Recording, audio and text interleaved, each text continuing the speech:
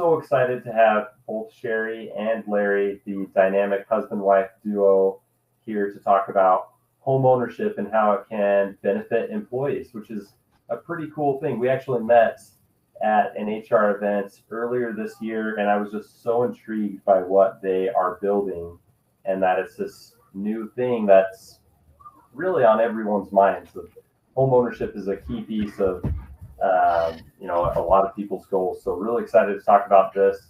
As just a housekeeping item, this event is SHRM PDC eligible. So after the event, you'll get a follow-up email with the unique activity code to claim those credits for your ongoing SHRM accreditations. So watch for that email. We typically get the follow-up out within 2 days. That gives us just enough time to get the recording edited and sent over to you as well. So watch for that.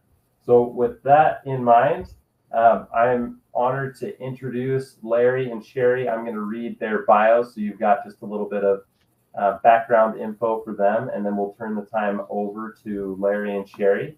So Larry is the president and co-founder of NestSTEPS, a pioneering HR benefit that accelerates employee home ownership while helping businesses attract and retain talent. He also introduced the Home Savings Plan, providing contribution accounts and cash flow tools. With direct experience leading marketing and product management in the benefits and financial technology space, Larry's expertise backs a vision that will transform HR benefits for years to come. And then here's Cheri's intro. Cheri is the CEO of Lighthouse Real Estate Group, LLC, and co-founder of NestSTEPS. She is also the principal broker and owner of RE/MAX Lighthouse, a full-service award-winning real estate brokerage. As an expert in residential and commercial real estate with deep understanding of micro and macro housing market trends, Cheri brings the knowledge and experience to help shape the NestSTEPS vision of making home ownership an employee benefit. So you guys have some absolute experts in both HR and real estate here. So any questions you have that are bridging those two topics, really excited for you to get all of your questions answered. So I'm going to go ahead and pass off the screen sharing to Larry, and we will jump right into it. Wonderful. Let me just switch over right now real quick. Let's see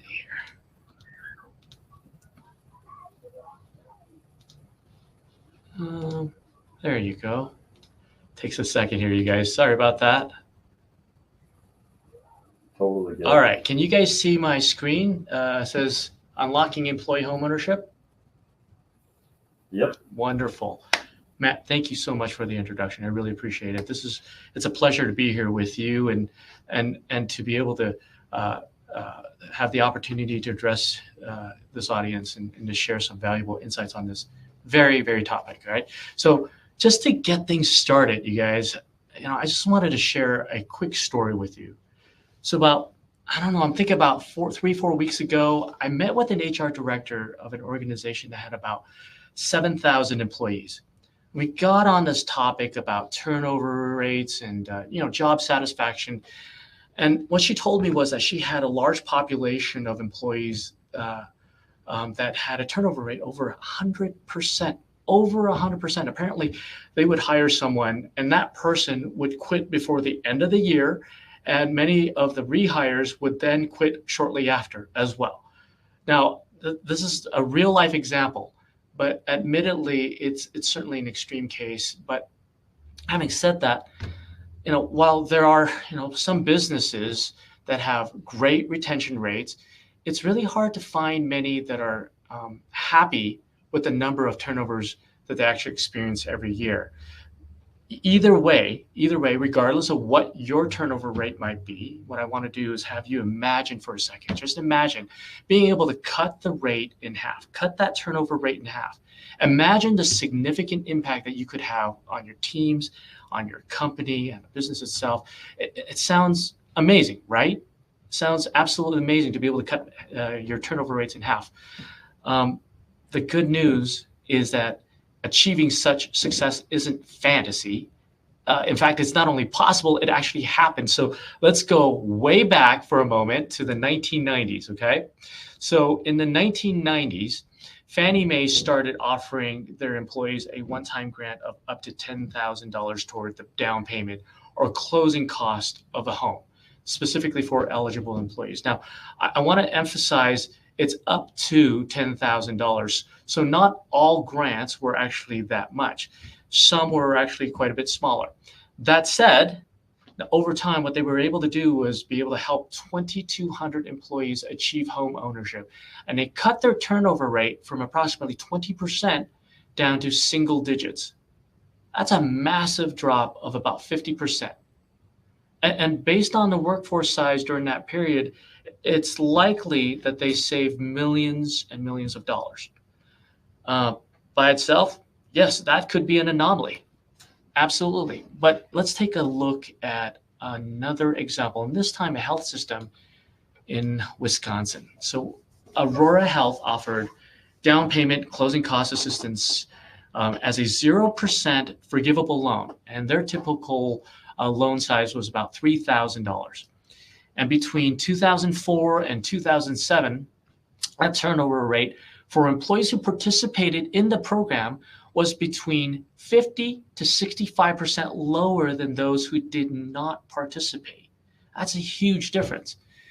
Now, ultimately, these two organizations experienced, similar results, even though they were different organizations offering different amounts of contributions.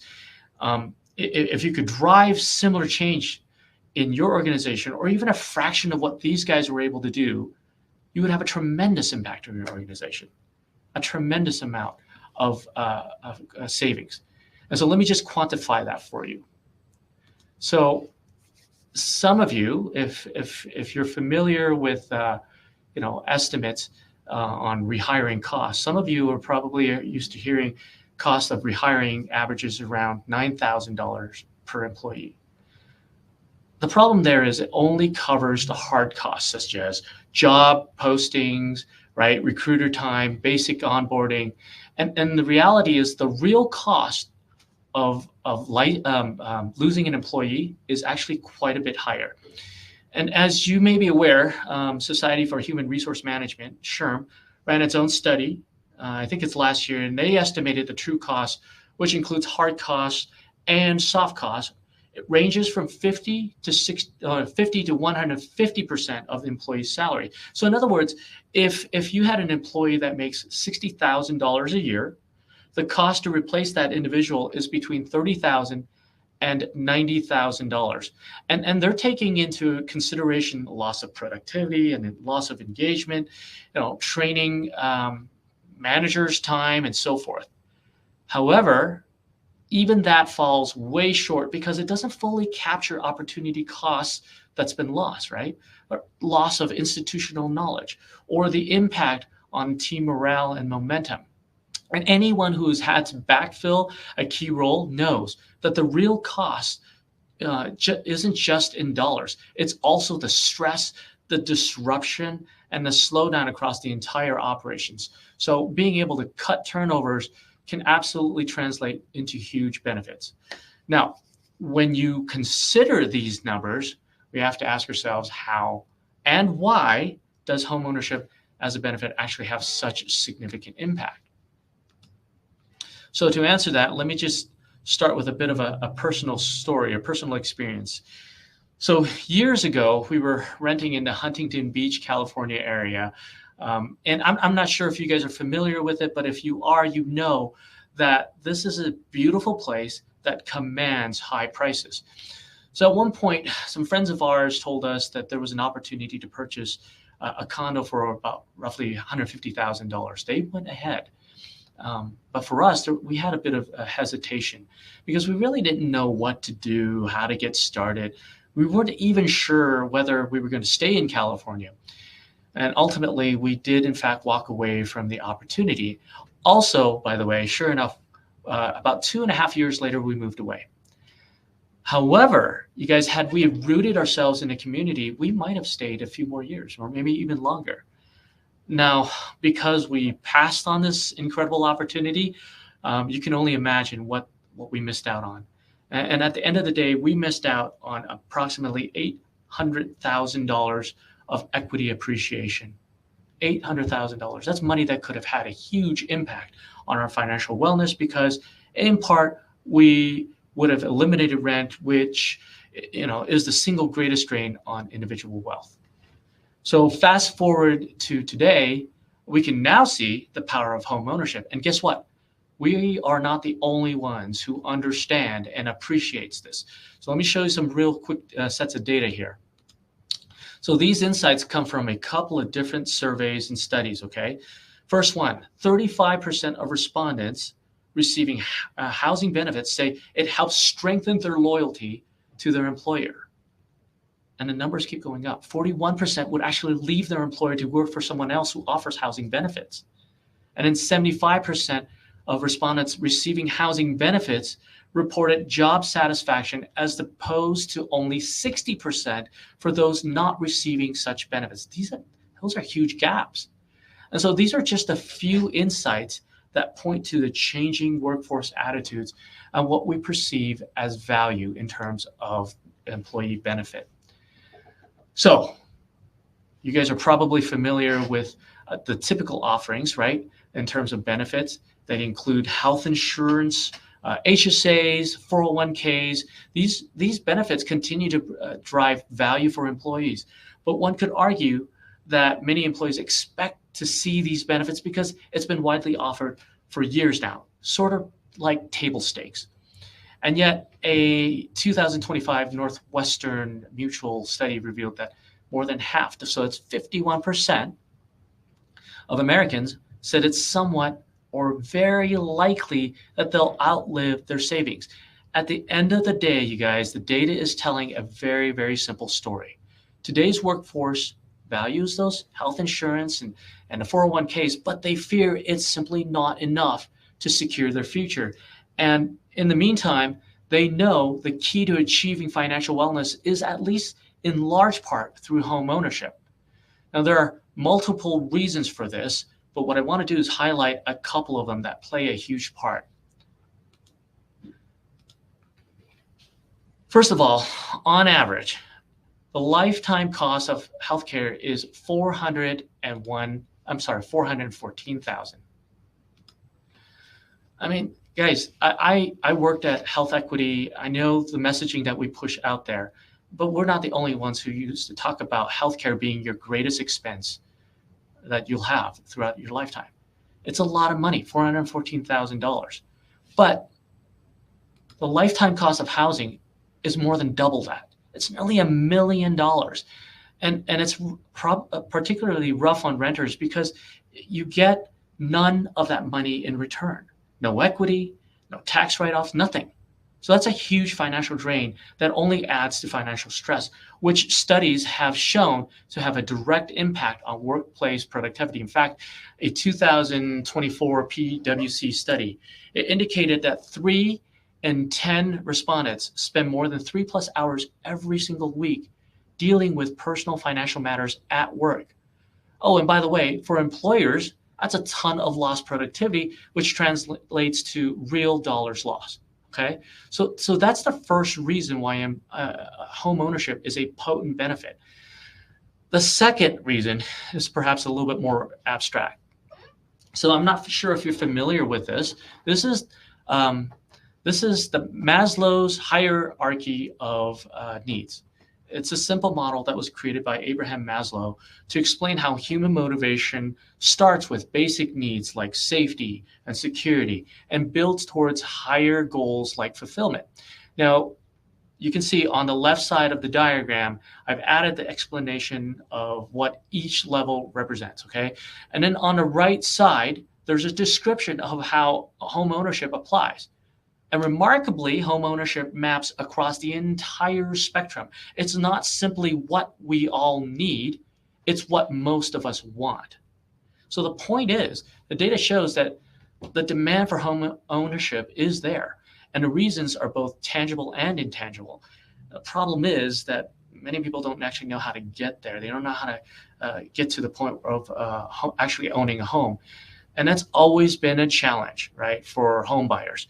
but perhaps it's been accentuated of late because of the rise in home prices outpacing personal income growth, and perhaps also because of regulatory changes. So at this point, I'm going to turn the time over to Cheri to explain, what can be done and what role the employer can play in all of this. Thanks, Larry. So let's start with the word inflation. It's kind of a buzzword of the day, right? Everybody's talking about inflation and how difficult things are getting and how expensive the world is now. But what does it really mean for housing? That's kind of what I wanted to focus on a little bit here. So little story, my parents purchased their home back in 1982. And I recently approached my dad and I asked him the details of what he paid, what was his interest rate, what his income looked like at the time. Wanted to get some more details and understanding of that situation. So here's his answer. The home was purchased for approximately $60,000. His interest rate was over 14%, and his income less than $20,000 a year. So then he also explained to me that he would not have been able to buy without a special government program that helped him to be able to get into his home. So when we're talking about a perceived housing affordability crisis that we hear about in the news today and everywhere, everybody's talking about it. The housing affordability crisis actually was just equally as valid back then when he was purchasing his first home in the 1980s. But the fact is that housing prices are always going to increase. So as you can see from the chart that we're looking at here, in the past 50 years, there was only that one period, and that was during the Great Recession, where we saw actual price reductions in housing. And the cause of that was actually caused by poor lending practices, and they've since been eliminated. So it's unlikely to happen again because we've corrected the problem. And since then, prices have consistently grown and have rapidly grown over the last several years. So a lot of people say they're waiting for a housing crash. Waiting for a housing crash is actually just flushing money down the drain. We currently actually have a national shortage of approximately 4.7 million homes in America. That's a lot of housings that people need to get into. This factor alone is going to push housing costs to continue to increase. So timing is a big deal for people. So what does it mean for your employees, though? So basically, the sooner they can achieve homeownership, the better off they will be financially. Let me share a couple of examples with you. First, I want to talk about Stuart. So Stuart came to me looking for his first home. Stuart was a single guy. He was fresh out of college and starting his first job. And he had a desire to never have to rent, but he wanted to own his home right from the beginning, because he understood the value of owning versus renting and did not want to be flushing that money down the drain. Now, Stuart didn't have a lot of cash saved up. He was just fresh out of college. He had never worked a real career in his life. So his down payment and his closing costs were very limited. But we went to work to identify opportunities that would work for his particular situation. And ultimately, he purchased a single family home that had an accessory apartment in the basement. Now, Stuart lived in the basement and rented out the upstairs because he wanted to maximize his cash flow and save up money for the future. So instead of taking the whole house or living in the upstairs and renting the basement for a small amount, he chose to kind of reverse that, which worked great for his current situation. Now, fast forward 2 years later, now Stuart's married and he's looking for a new opportunity. So we went shopping for his next property. This time we were able to find him a duplex where he could rent out one half and then live in the other with his wife and his baby that was on the way. So he also chose to keep his current house and then to rent out the whole home on that one. We were again able to get him into his duplex with minimal down payment. Now, this strategy for Stuart has set him up to be well on the path for financial security. And he owned 2 properties at the age of 28 because he chose to start early and not let anything stop him from becoming a homeowner. Now, I'm going to flip that, and now we're going to talk about Anita. Anita is a single woman. She worked hard her whole life. She just recently purchased her first home at the age of 43. So when I asked Anita, I said, why did you continue to rent for so many years? And her simple reply was, I just didn't know it was possible or how to make it happen. So even though she is now excited to be a homeowner, she's lost years of appreciation and opportunity because she just simply didn't know it was possible. And honestly, this is true for many, many Americans. Did you guys know that 90% of renters that are under the age of 45 do not believe they will ever be able to own their own home? And did you know that 1 in 3 adults ages 18 to 34 still live with their parents because they believe housing is too expensive? Now, as an employer, you should be concerned about that because it makes a huge impact on the employee's lifestyle and their comfort level and really their retention level. So what I want to talk to you guys about is how you can help them to overcome inflation. And I'm going to ask you a few questions. Larry, you can go to the next slide now. Right now, you guys, you're basically on a road where you're constantly fighting to overcome that inflationary rate that we were talking about. Employees and their employers are both working together to try and make that happen. But basically, we're providing annual pay raises that are to help keep up with the cost of living. But those annual pay raises are doing very little to help them to improve their situation. So I'm going to ask you a few questions here. What if you could reverse that? And think about the answers, your personal answers to these questions.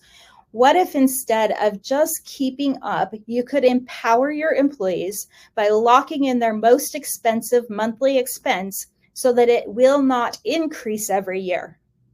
How does that affect inflation for their daily lives? Housing prices, mortgage prices can be locked in, rent prices cannot. What if you can help them overcome the hurdles and become homeowners themselves? How would that change their lives? And what if you as their employer were championing their path to homeownership? How would it change their loyalty and their engagement in your company? So now let's talk about some ways to help that make that a reality. Employers can actually provide a sensible approach to aligning with their employees' needs and desires. It's a 3-step approach, and it all starts with enabling them. Let's talk about what enabling looks like. First, employers can provide what the employees need as far as tools that are going to help them better manage their finances and help them to save for defined goals. There was a PricewaterhouseCoopers study that actually showed roughly 30% of employees spend more than 3 hours a week dealing with personal financial matters at work. So depending on your size of your organization, that's going to translate into a lot of loss in productivity. That's a huge expense for you that's not a tangible expense. Now, what causes financial stress? Well, a big part of financial stress is due to out of control, unconscious spending and impulse buys. So we have another buzzword of the day. It's called the affordability crisis. Everybody's talking about how nothing's affordable anymore. But I would like to make an argument that the spending crisis is a far greater crisis. Think about this. So in the past, people carried around their checkbooks or cash. I don't know what generation all of you are from, but I'm a little older and I won't give my age, but I used to have a checkbook. We carried it around. We had to write a check, or we had to go to the ATM, pull cash out, and use cash for our spending. So with a checkbook, we actually had this little ledger built into the book that would record. We write in, okay, I spent this much. This check was for this much money, and it was for this category, and it would balance your account. Okay, now I have this much left in my account. So then came along the invention of the debit card. No longer were people paying attention to their balances. and convenience took priority over financial security. It's really, really easy to pull out that debit card and just use it without paying attention to what your actual budget is and what you have available to you. So question for you. Did you know that on average, millennials and Gen Zers actually spend twice as much as Gen X on delivery services like DoorDash and Amazon? So personally, I love Amazon. I'm not opposed to DoorDashing if it makes life convenient for me. Having that convenience is awesome. But if somebody's on a tight budget, they need to be able to manage their spending. So we need the right technology to help individuals track their goals and manage their spending.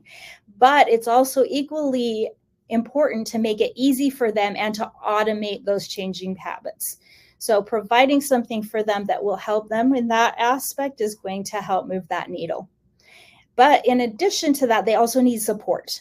So even with a gamified tech to help drive desired behaviors, having a coach can be incredibly valuable.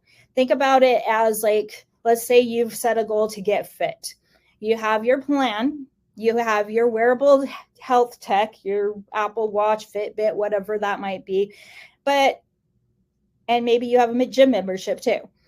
But having a coach that's going to push you and help you and get you through those goals is going to be indispensable in actually reaching your goals and getting to where you want to be. And that's the same thing with the financial support as well. So next, we're going to talk about the second tier. After enabling, we need to incentivize. Now, many employees are very self-motivated, but when an employer is going to offer them some sort of a contribution, whether it's toward down payment for a home or helping employees pay off a mortgage loan faster, these types of incentives are going to drive action and loyalty. But that said, employers can't just throw money without returns. So that contribution strategy needs to be aligned with your company's goals and will ideally avoid becoming a drain on your bottom line.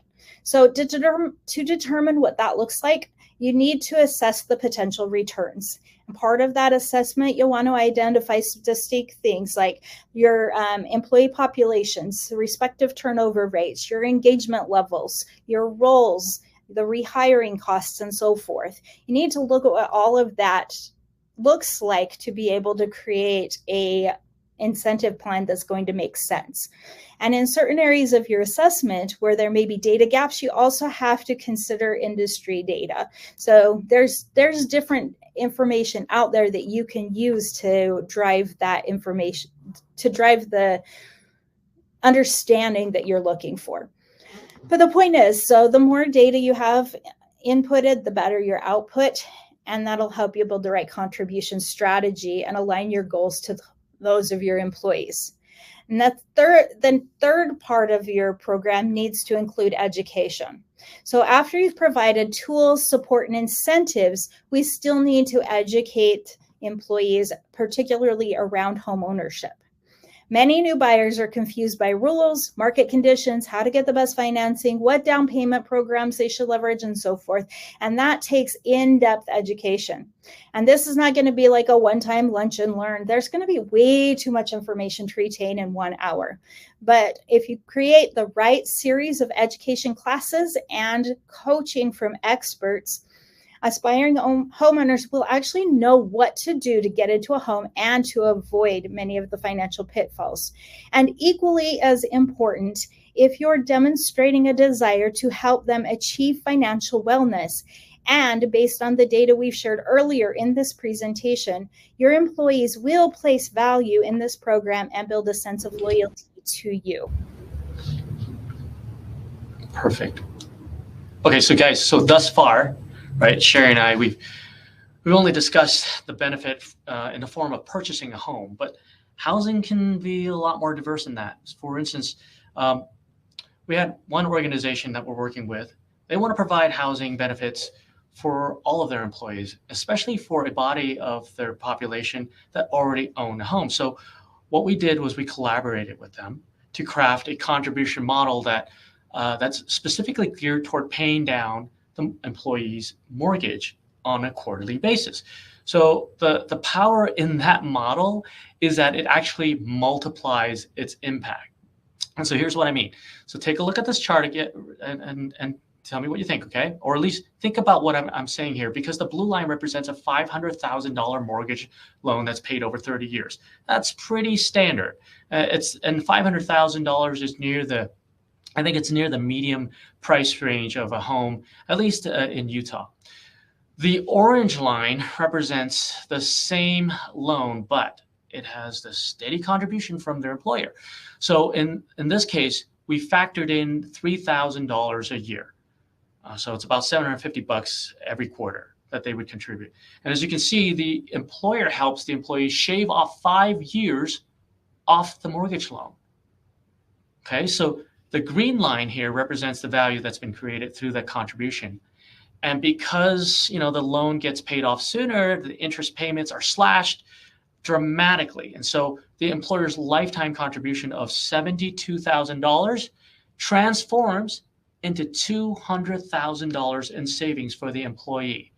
So the point here is that rather than give the employee a $3,000 raise, contributions like this have far, far greater impact. And if you can articulate this sort of benefit to prospective talent or current employees, you're going to present a compelling case to join or stay with the company. And then one more thing, you know, one thing that we often come across when we're speaking with HR leaders about housing as a benefit is whether they can actually afford to provide something like this. And that's a fair question, because at first glance, people tend to think of it like a 401k or an HSA where, you know, the employer contributes a fixed amount every year for every employee. But there is an important distinction here.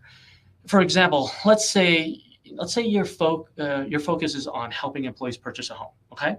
So you have 200 employees who might be interested, and so you decide to offer $5,000 toward a down payment. So not everyone's going to be purchasing at the same time, right? Because every employee is at a different point in the journeys. And some might be ready in 3 months, others maybe in 12 months, and some might take even a few years. So even though you would budget for all 200 employees, that is, the funds actually get spread over time. And depending on the size of your organization, your demographics, that can easily stretch over across multiple years. And in the meantime, these retention benefits are already compounding, right? And that's what allows the program to pay for itself. So this is our summary slide. There's just 3 key points, right? The concept of housing as a benefit is not new. Okay. In fact, it's proven itself extremely effective, as I mentioned in the case studies with Fannie Mae and also Aurora Health. And then today, housing benefits are in greater demand than ever before. Fannie Mae and Aurora Health and others who offer some element of housing benefits are able to achieve, honestly, remarkable results. But you can do so much more to help your teams and the business itself. And so with a 3-tiered approach, as Cheri mentioned, where we talk about technology contribution models, as well as the education, you can create an impact that will not only drive loyalty, it will lessen the financial stress on your employees, it'll improve employee productivity, and ultimately it will attract great talent as well. So you guys, we've built a plug-and-play solution, right? Here's our shameless plug, right? We've built a plug-and-play solution that addresses these specific areas that we've talked about. We're happy to discuss it with you. We could set up a time to discuss privately and even run a quick assessment to see how much impact you might see as a result of implementing a program like this. But all you have to do is just set up a time or reach out to me directly. And with that, I'm going to turn the time back over to Matt. Well, thank you, Larry and Cheri, and lots of incredible information. I've got a question, if that's okay. I'm wondering, so many companies offer a 401k as an anchor piece of future financial wellness, and you guys are obviously showing that owning a home is a critical piece of future financial wellness. Would you see a scenario where a company replaces a 401k contribution with something like this, and how do those two compare in your mind as far as both the impact on the individual and the impact on employee engagement and satisfaction? Yeah, Cheri, do you want to answer that? Do you want me to answer that? I can take a crack at that one. So basically, when we're looking at the 401ks and the health benefits and those things, those are expected benefits in today's world. In the past, they may have been extra add-ons, but if you're not offering those, people are probably wondering, why aren't you? So most employees kind of just accept those as being standards. We're never going to try to replace those. What we're trying to do is add to that. One of the things to take into consideration is governmental changes and how things are changing in the world too. There's actually a executive order that was put into place in August that is making adjustments to how 401ks are, how their contribution models work for them. That it shouldn't be just 401ks, that it should be other contribution models for employers to be able to contribute to other assets. And in the executive order, real estate was named as one of those primary key components in that. So when we're looking at where the future's going with benefits and opportunities, even the government's trying to make changes and open that opportunity for people. In addition to that, we look at the different generations. So when I'm looking at the Gen Zers versus the Gen Xers versus the millennials and seeing where they want to go, the younger generations want tangible assets. The 401k is a nice to have, but it's something that they cannot touch and feel now. And so they want things to work for their here and now, and they want control of it. And that's what real estate does, is gives them that asset. That's very powerful and very interesting that residential was identified by the government as a key area. So here's just one more follow-up as we're kind of wrapping up. And if anybody else has questions, feel free to jump in or put a question on chat, and then we'll wrap up here in just a sec. So at a previous company that I worked at, there were several benefits that were offered, one of them being free lunch. And employees, a lot of employees really appreciated this. It was an actual cost to the business, but there was kind of this negative side of, hey, you're choosing to spend money on this when you could just pay me the cost of that lunch and I could choose where that money goes. Have you seen that arise from a benefit program like this, where some employees are like, hey, why don't you just give me a raise so I can choose what I do with that money? Sure, I think I'll take that one. So it's interesting. We have heard some people say, hey, why not choose that? Why not go the route of just paying more money to the employee as a raise, right? And that's the first thing people turn to, right? Put more money in their pocket and so forth. But here's the thing. You got to think about also, the value that you're providing. At the end of the day, we talked about the value that you're actually dropping into somebody's account, right? $3,000 every year. It doesn't keep up with inflation effectively unless you're continually increasing that, right? So if you put your money into a program like this, you're actually locking down inflation rate, number one. And number two, as I mentioned in that previous slide with the charts, what it does is ultimately it will compound in terms of its impact. Being able to help them to pay off their mortgage loans faster, if you already own a home, is going to compound and nearly triple in impact. And if you are an employee that doesn't currently own a home, all that money you're spending on rent is just gone. that you're basically buying your landlord a home. You're putting $2,000 a month or whatever it is, and you're purchasing the home for your employer. Your landlord. That's what you're doing. And so you want to see that money come back. If you put that money into a housing benefit, they're going to see far greater returns than they would get, say, for instance, getting free lunch every day for the entire term, or even increasing the pay raise. Hopefully that answers your question. Yeah, no, that's very, very insightful. And I really appreciate the detailed response. Cheri, Larry, you're both doing incredible work and sharing lots of great info with HR leaders, which is amazing. Very much appreciate what you've shared today.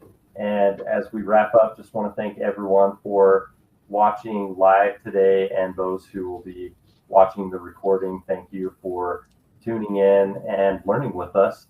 So I'm just going to give a quick intro to our next month's event. Here we've got Michael Sayre. He's the co-founder of CUI Benefits, who, interestingly enough, will be talking about 401k and traditional benefits and staying competitive in that space. So I would say, as Larry and Cheri have mentioned, a lot of those are kind of table stakes that are expected. So how can you be good in those areas? But a housing benefit could be a significant point of difference, which is pretty awesome. And then just want to say thank you to everyone for tuning into the Mobrium webinar series. We work really hard to connect with very talented and innovative individuals who are doing really cool things to help you continue learning and staying ahead. So thank you for joining us. And if you want to connect with our team to get help with anything related to employer reputation, your Glassdoor, your Indeed, that's what your Mobrium team can help you with. Feel free to visit our website. Shoot us an email at hi@mobrium.com. And thank you for tuning in, and we'll see you next month.